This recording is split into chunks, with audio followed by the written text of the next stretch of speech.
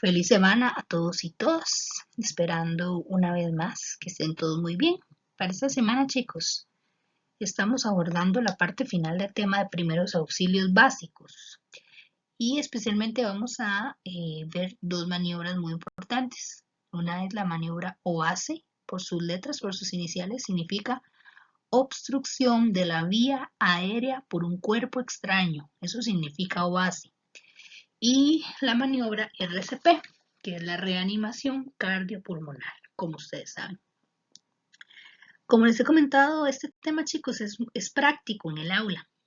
Sin embargo, espero que las clases que hemos ido abordando les hayan generado interés, los contenidos, y que hayan sido de aprovechamiento. Recuerden que siempre hay que hacer el vínculo, ya sea que lo pensemos como en el rol de turistas cuando vamos a visitar algún lugar adentro o afuera del país, o bien en el rol de operadores turísticos, ¿verdad? Como los gestadores de la actividad turística, no estamos nunca exentos de que se presente alguna situación de emergencia, y al igual que en nuestra vida cotidiana.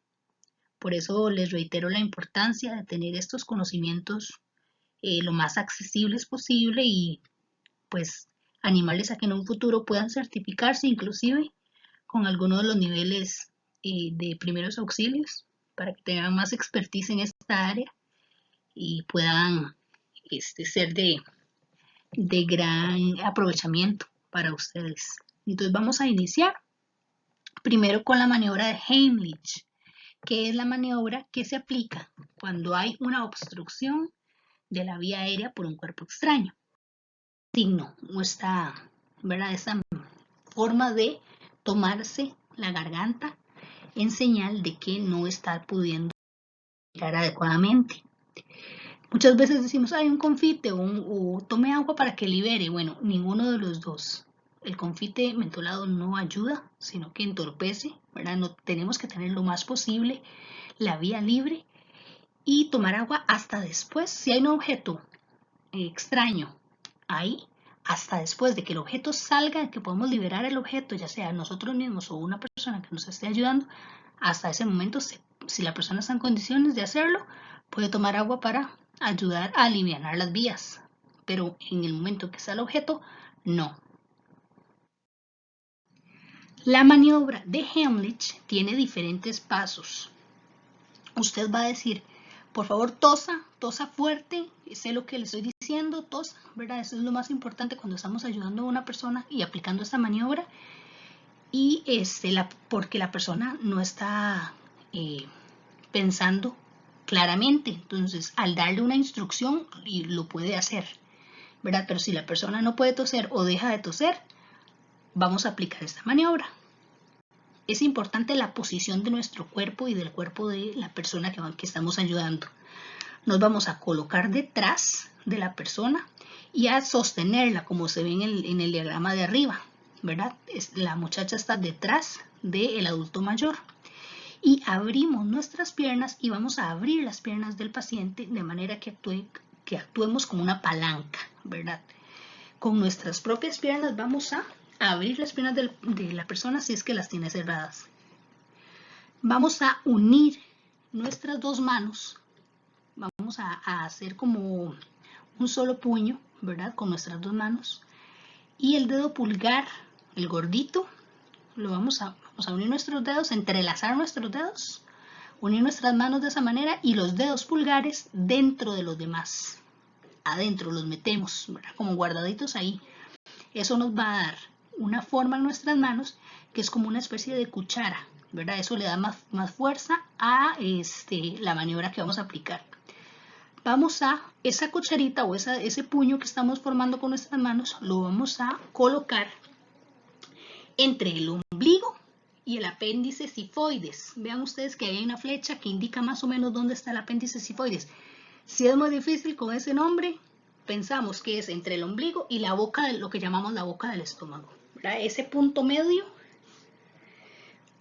ahí es donde vamos a colocar esa palanquita que vamos a hacer, poner nuestro puño que hemos formado con las dos manos allí y vamos a realizar 5 compresiones con fuerza, pero no es 5 hacia adentro, sino es como haciendo una palanquita de abajo hacia arriba. Empujamos hacia adentro y hacemos el movimiento de abajo hacia arriba, ¿verdad? Para aumentar la presión e intentar aliviar esa situación. ¿Qué es lo que hacemos? Que el aire que generalmente no se utiliza, ¿verdad? Ese aire es el que estamos tratando de hacer que funcione para que se expulse ese objeto extraño, ¿verdad? Entonces recuerden que es 5 compresiones con fuerza, de ahí hacia adentro, de abajo hacia arriba, ¿verdad? Hacemos la fuerza hacia adentro del diafragma de la persona y el movimiento de abajo hacia arriba, como redondeado, ¿verdad? Para poder liberar ese aire y ese objeto. Es importante que si la persona es muy gruesita, ¿verdad? Si es una persona obesa y no la podemos sostener, la vamos a llevar al piso y vamos a aplicar esta misma maniobra. En niños y en lactantes se hace a nivel del tórax con 2 dedos, ¿verdad? Ellos tienen una estructura corporal más vulnerable, entonces se practica con 2 dedos. En el caso de mujeres embarazadas, también a nivel del tórax para no afectar la pancita, ¿verdad? Del bebé. Y también es importante que cuando el objeto extraño se pueda ver a la vista, abriendo la vía donde la persona se pueda ver, intentemos con guantes extraer ese objeto. Metemos nuestra mano y extraemos el objeto, ¿verdad? Vamos a avanzar. Dice, si estas 5 compresiones, que son esas, ¿verdad? Esas palanquitas que les explicaba, no funcionan, vamos a alternar con 5 golpes en la espalda. Pero estos golpes no pueden ser de cualquier manera.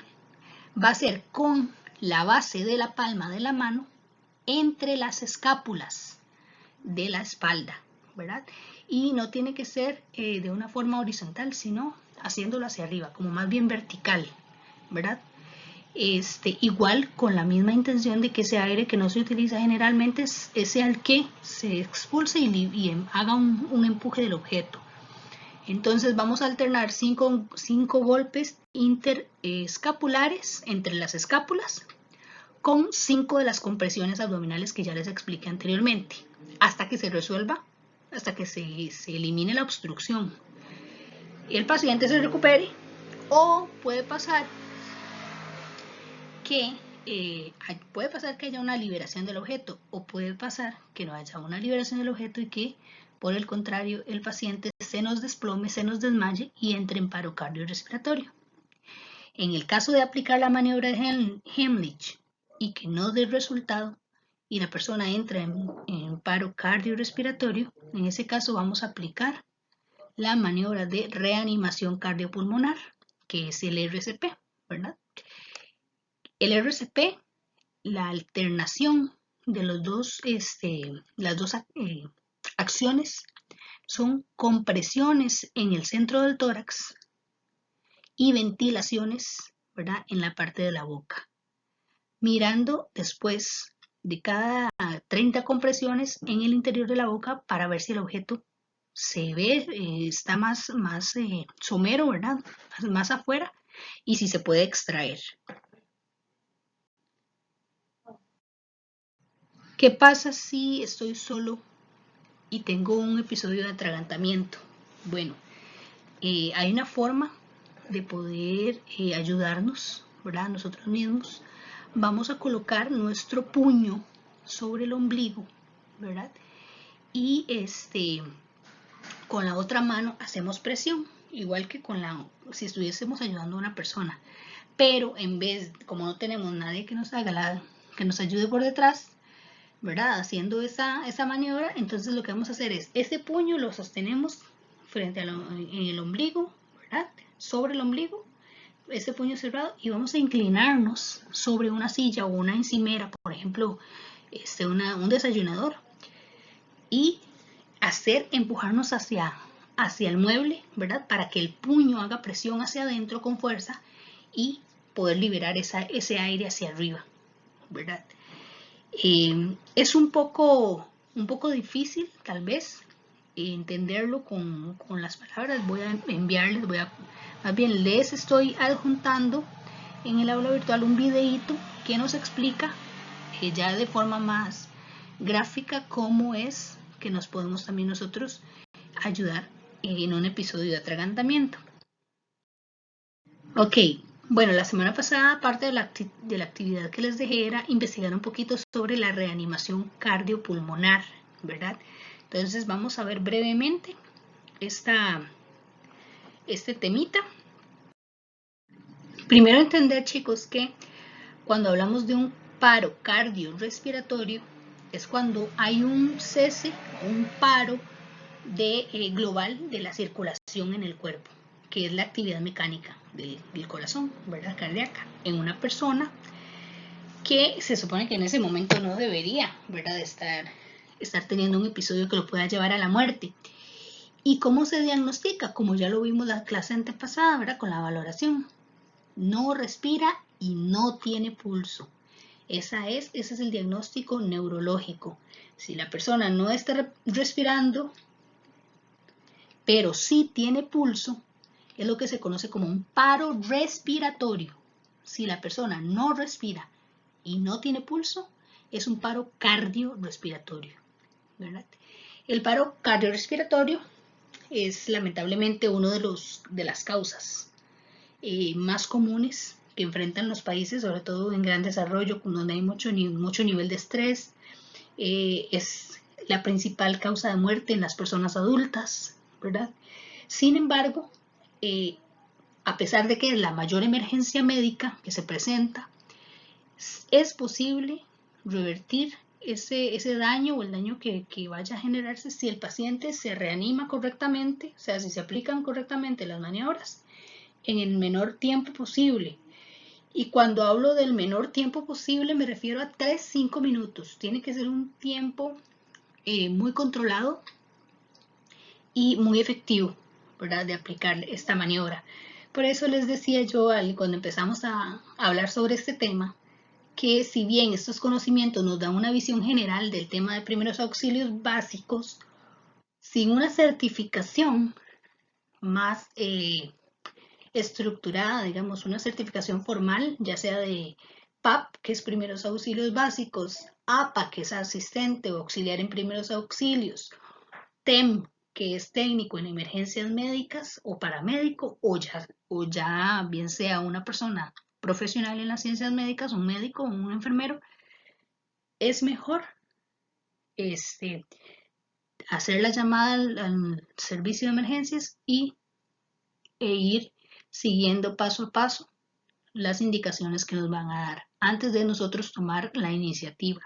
Si es que no tenemos estas certificaciones, que de hecho se están actualizando, deben actualizarse constantemente. No es que nos actualizamos y ahí quedó, sino que hay que constantemente actualizarnos en los procesos que van cambiando. Para el RCP se puede resumir, digamos, se puede visualizar en 3 grandes áreas o pasos. Uno es la vía aérea. Debemos abrir la vía aérea, como les había dicho también en valoración primaria, y evaluar su permeabilidad. ¿Qué es permeabilidad? Que sea totalmente permeable, que haya un ingreso de aire, ¿verdad? Limpiar, si es el caso de que hay una obstrucción, entonces extraer esa obstrucción, limpiar si es necesario, revisar la respiración y la ventilación. Si recuerdan, habíamos visto la maniobra ver, oír, sentir la respiración. Eso es por 10 segundos. Entonces, de esa manera evaluamos la respiración. Viendo el tórax, donde se expande o se retrae por la acción de la respiración, si es que hubiese. Oímos también la respiración acercando nuestro oído hacia la boca del paciente y sentimos el calor también de la respiración. Entonces, si no hay un diafragma que se expande, si no hay un sonido, si no sentimos respiración, la persona no está respirando, ¿verdad? Brindamos 2 respiraciones de rescate, si es que la persona no lo está haciendo, 2 respiraciones de rescate para comprobar que hay permeabilidad y también oxigenar. Si no hubiese, pasamos al punto A, que es esa liberación de una obstrucción. Y también hacemos, en el último punto, una evaluación de la circulación, ¿verdad? Que fue la frecuencia cardíaca que la vimos la semana pasada, que es la toma del pulso central. Esto se hace por 10 segundos. Generalmente se toma el pulso carotídeo de la vena, ¿verdad? Que es el que se siente bastante con mayor intensidad, el pulso carotídeo. Iniciamos las compresiones cardíacas si es que no encontramos pulso, ¿verdad? En el caso de la persona no está respirando, si no hay pulso, iniciamos las compresiones cardíacas al ritmo y frecuencia según la edad. Es diferente el proceso que vayamos a aplicar de RCP para una persona adulta o para un niño o para un lactante, ¿verdad? Un neonato, una persona recién nacida o un lactante, es diferente, ¿verdad? En el caso del lactante, en vez de utilizar las dos manos para hacer las compresiones, se utilizan dos dedos, ¿verdad? Entonces hay algunas variantes ahí, dependiendo de la edad del paciente. Y bueno, para resumir, chicos, aquí hay un diagrama general básico que nos explica más o menos cómo es el flujo que debemos seguir ante un paciente en paro cardiorrespiratorio, ¿verdad? Entonces, el paciente no responde, pido ayuda, ¿verdad? Al 911, aseguramos la escena, como vamos a colocar a la persona de cúbito supino, ¿verdad? Que vimos las posiciones la semana pasada. Y abrir la vía aérea. Recuerden que les había dicho al principio que cuando abrimos la vía aérea no la cerramos nunca más hasta que llegue la unidad de soporte avanzado, que igual la va a tener abierta, ¿verdad? Van a tener ellos otros mecanismos. Ellos tienen también aparatos que permiten, en vez de que la persona esté ahí con la mano en la frente y la otra en el mentón, tienen unos aparatos que permiten colocarlos y tener la vía aérea abierta. Entonces no la soltamos hasta que llegue la unidad de soporte avanzado. Y esta maniobra MES es lo mismo que voz, es lo mismo que ver, oír, sentir por 10 segundos, ¿verdad? Evaluamos la respiración de esta manera. Si respira, continuamos con la evaluación, ¿verdad? Que era lo que yo les decía la semana pasada, todos los protocolos de valoración secundaria, continuamos haciéndolos. Ponemos a la persona en una posición de rescate y esperamos a que llegue la unidad de soporte avanzado. Si no está respirando, vamos a activar el sistema de emergencias, ¿verdad? La vía aérea la vamos a buscar su permeabilidad con 2 ventilaciones, ¿verdad? Mantener la permeabilidad con 2 ventilaciones. Evaluamos la circulación. Si no hay pulso, ¿verdad? Signos de vida, como vimos la semana pasada, movimiento, respiración, unas respuestas ante los estímulos. Tomamos el pulso carotídeo por 10 segundos. Si hay pulso y la persona no está respirando, ¿verdad? Vean que nos fuimos por el lado de no respira, está en paro cardiorrespiratorio, y continuamos con ventilaciones, 10 por minuto, y evaluamos la circulación. ¿Cómo evaluamos la circulación? Con el pulso, ¿verdad? Seguimos tomando el pulso. Si no tenemos pulso, dice ahí pulso ausente, podemos decir que la persona está en paro cardiorrespiratorio e iniciamos el RCP, que son 30 compresiones con nuestras manos en el tórax por 2 ventilaciones. Y dice acá, tan pronto se tenga un desfibrilador. El desfibrilador es un aparato electrónico que utilizan los expertos o las personas que están en soporte avanzado de emergencias, que es que ponen los electrodos en el cuerpo y sueltan una carga, ¿verdad? No solo están en los hospitales, hay desfibriladores automáticos que están en edificios, así como podemos encontrar estos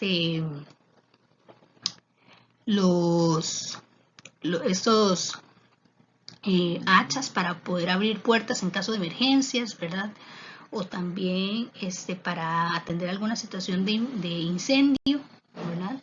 Igual están los desfibriladores en algunos edificios, pero también las unidades de soporte avanzado tienen sus desfibriladores. Entonces, continuamos con el RCP hasta tener un desfibrilador, que claramente va a ser el ejercicio más efectivo, ¿verdad? Y evaluar el ritmo cardíaco.